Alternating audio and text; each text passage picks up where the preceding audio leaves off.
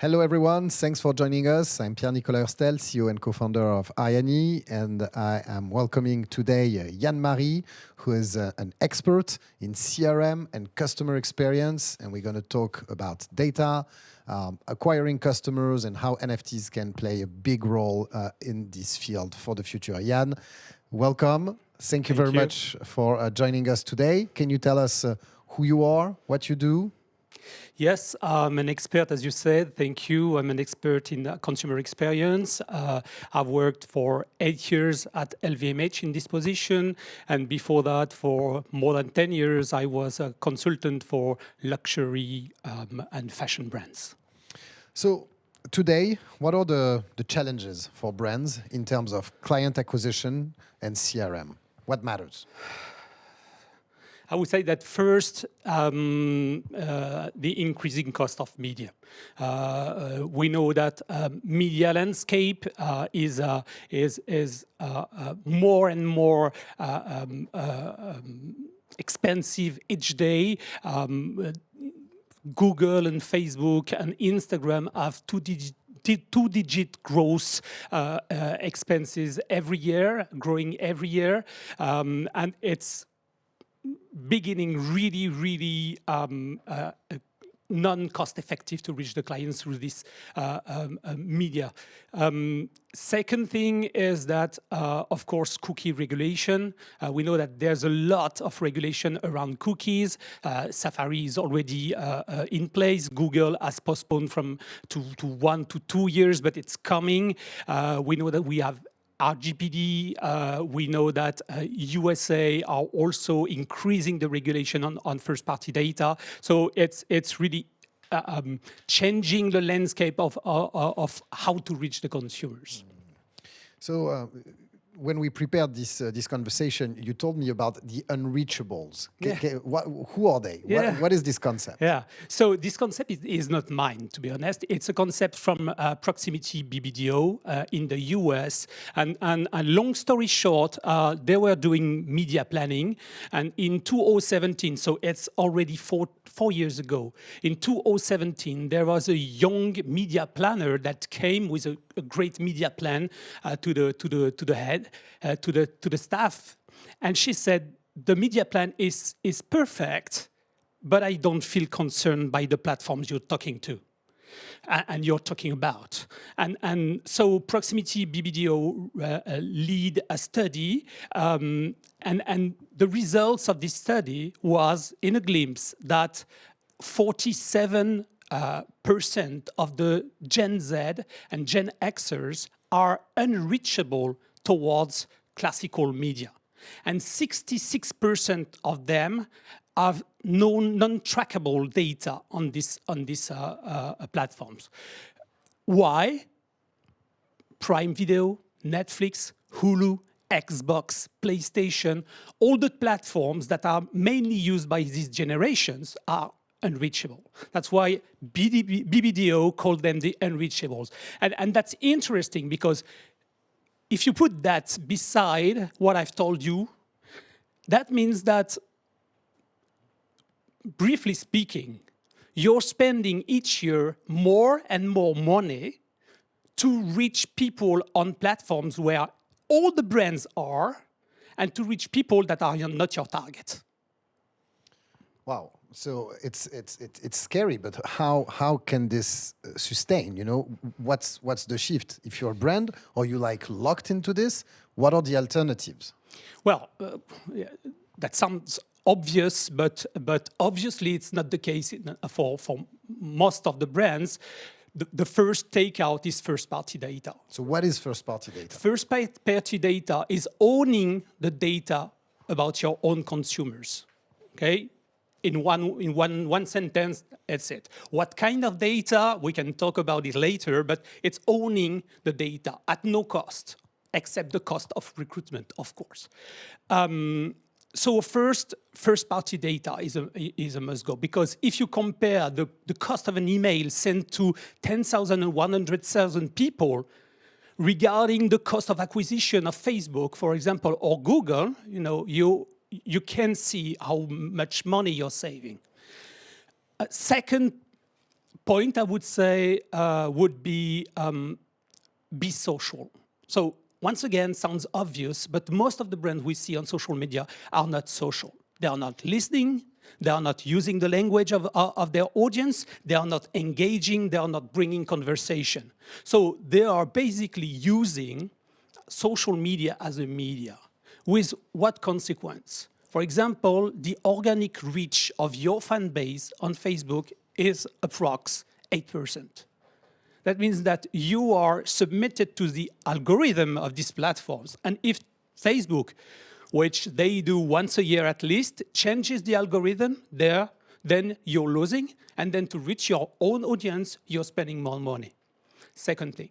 And third thing I would say is build your own community. Be a love brand. Engage your consumer. Get rid of influence at 100% influence and go through community, advocates, real people that talk about you to real people.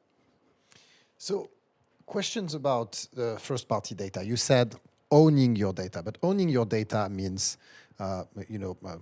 recolting it, getting it, gathering it, then storing it, processing it, sometimes outside of your own systems. Yeah. And so the risks associated to that in terms of regulation, but also security, reputation when data leaks happen, how the brand can manage that, and isn't the risk higher than the benefit?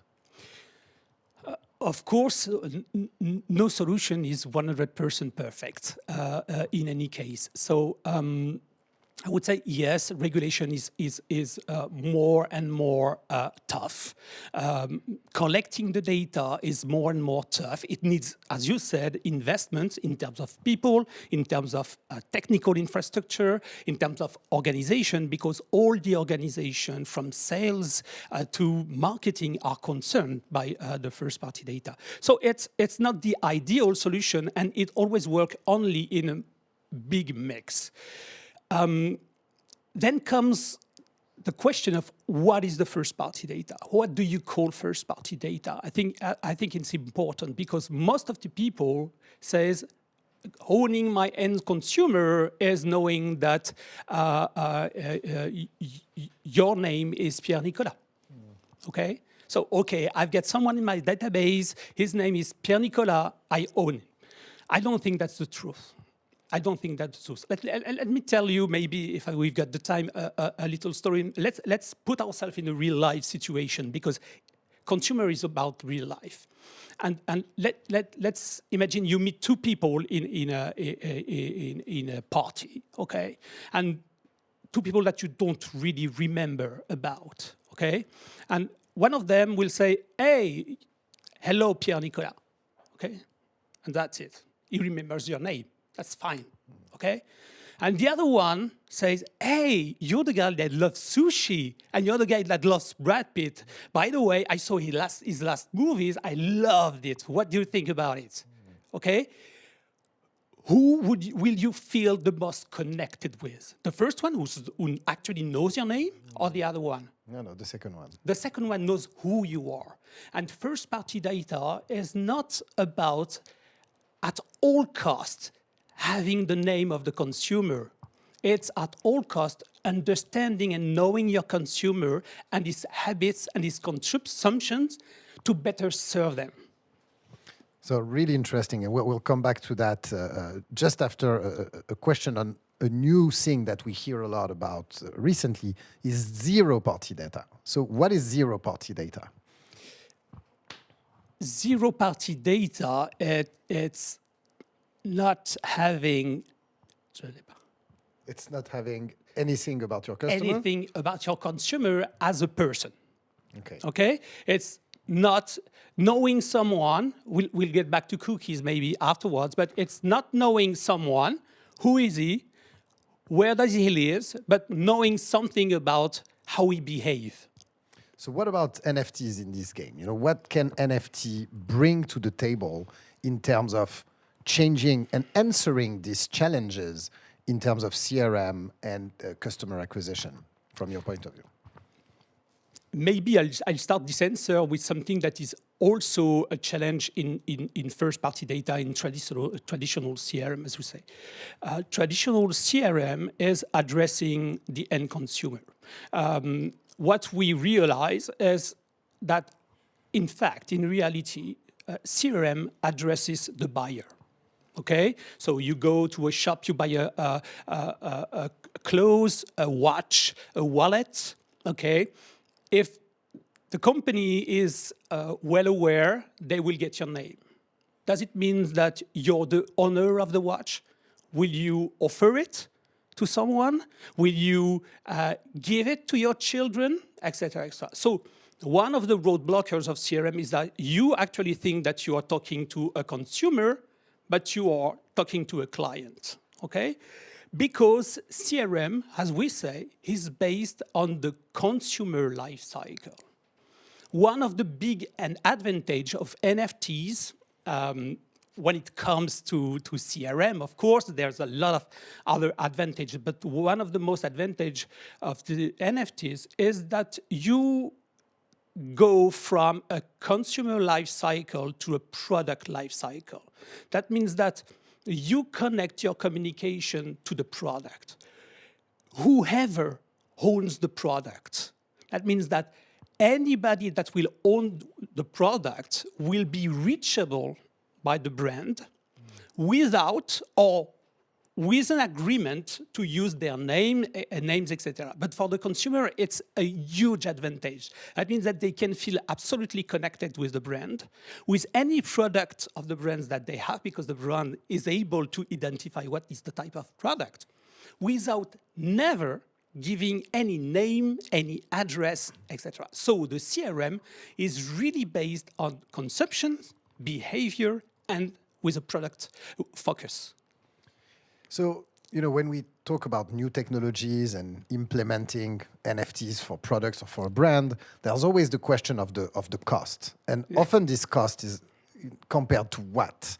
And so I had a question about, you know, right now, what's the landscape in terms of cost of reaching out to a customer? How much does it cost for a brand to reach out to someone through Google, through Facebook, through Instagram, no matter, you know, like the few options that they have on the internet? Wow. So I'm not totally updated, but just to give you, and please give me its Bucks. Yeah, bucks.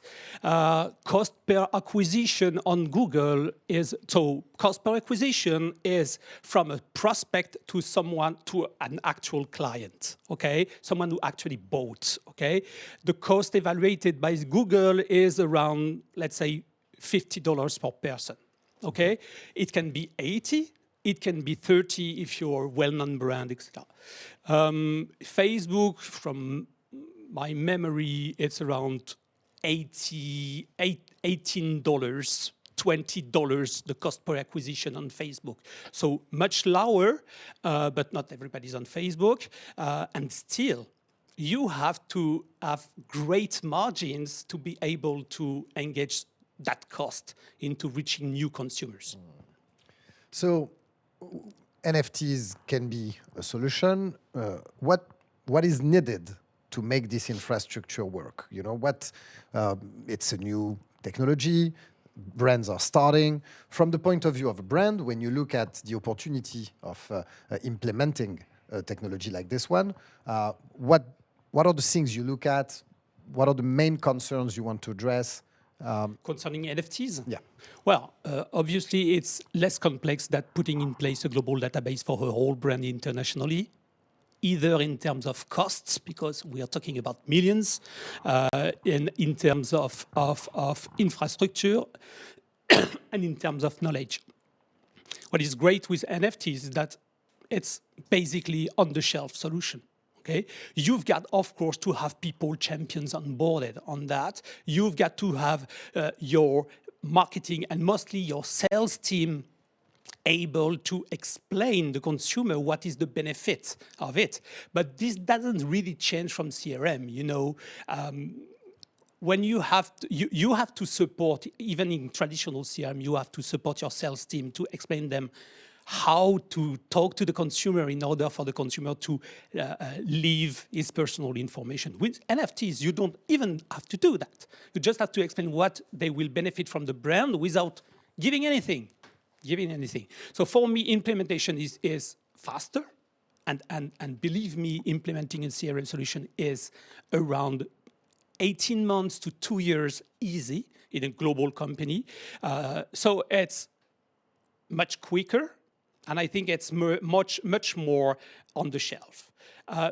Maybe also because it's not that mature today, and that the potential is, even greater than what we could do today with NFTs. Question about implementation. What would be your recommendations? You've implemented CRMs across the globe for big companies, and when you start today implementing an NFT solution, what would be the key 2-3 things that you would recommend a brand to take care of or to do perfectly? Tough question. I would say first, find champions. You've got to, as for all the new technologies, new platforms, new channels, you've got to have a bit of vision and confidence. You have to, in a way, see a part of the future. I always say, if you start CRM when you need CRM, then you are 5 years late. Okay?